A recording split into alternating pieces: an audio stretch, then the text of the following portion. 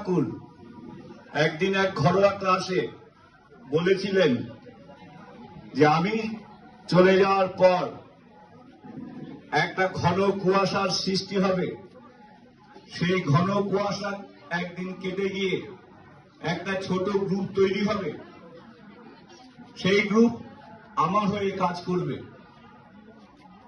তাদেরই কৃপায়, তাদেরই আশীর্বাদে জাগতিকভাবে বাবা ঠাকুর সরে যাওয়ার 20 বছর পর সেই ঘন কুয়াশা কেটে গিয়ে 2013 সালের 23শে সেপ্টেম্বর এই বালক ব্রহ্মচারী ফাউন্ডেশন জন্ম লাভ করে। তারপর থেকেই বিভিন্ন সমাজসেবামূলক কাজকর্ম ও অন্যান্য অ্যাক্টিভিটিসের মধ্য দিয়ে আমাদের পথ চলা। গরিব ছাত্রছাত্রীদের খাতা পেন্সিল বিতরণ, দুস্থদের কম্বল বিতরণ এবং পরবর্তীকালে হোপ কলকাতা ফাউন্ডেশনের সঙ্গে যুক্ত হয়ে বিভিন্ন সমাজসেবামূলক কর্মকার্যে আমরা ব্রতী হই। ঠাকুরের মহান আদর্শকে সামনে রেখে আমাদের বিনামূল্যে স্বাস্থ্য পরীক্ষা করার শিবির এবং বিনামূল্যে ওষুধ বিতরণ করা, এটাই সমাজসেবামূলক কাজের আরেকটা দিক। আমরা 2014 সালের জুন মাসে প্রথম স্বাস্থ্য শিবির পরিবেশিত করি কন্যাগড়ে।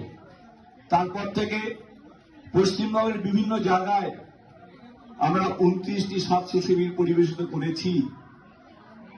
জলপাইগুড়িতে করেছি, বালুরঘাটে করেছি, কলকাতার বিভিন্ন জায়গায় করেছি, উত্তর 24 পরগনায় করেছি, দক্ষিণ 24 পরগনায় করেছি, হাওড়া, নদিয়া, বিভিন্ন জায়গায় আমরা এই স্বাস্থ্য শিবির পরিবেশিত করেছি।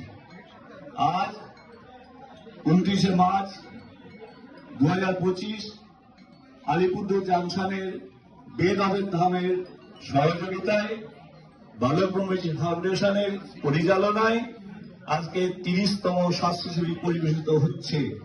বাবা ঠাকুর কণ্ঠে মহানাম চালিয়ে আমরা পথ পরিক্রমা করি মাসে একটা করে।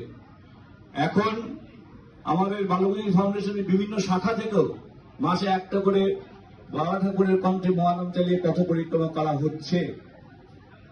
আমাদের উদ্দেশ্য অ্যাকচুয়ালি রামনারায়ণ নাম সম্বন্ধে অনেকে কি অভিজ্ঞতা আছে জানি না।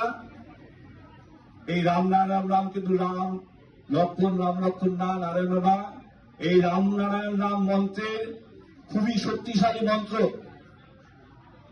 কোন মন্ত্র যদি 21 কোটিবার সহস্রার থেকে মূলাধার আসে, মূলাধার থেকে সহস্রারে যায়, সেই মন্ত্রের থেকেও আমাদের রামনারায়ণ মন্ত্র খুবই শক্তিশালী।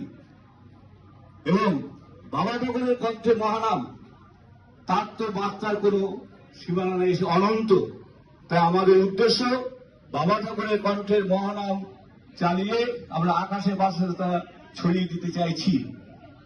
আমাদের আরো একটা অ্যাক্টিভিটিস আমরা করে থাকি, আমরা অনলাইন স্পিরিচুয়াল ক্লাস করি বাচ্চাদের জন্য।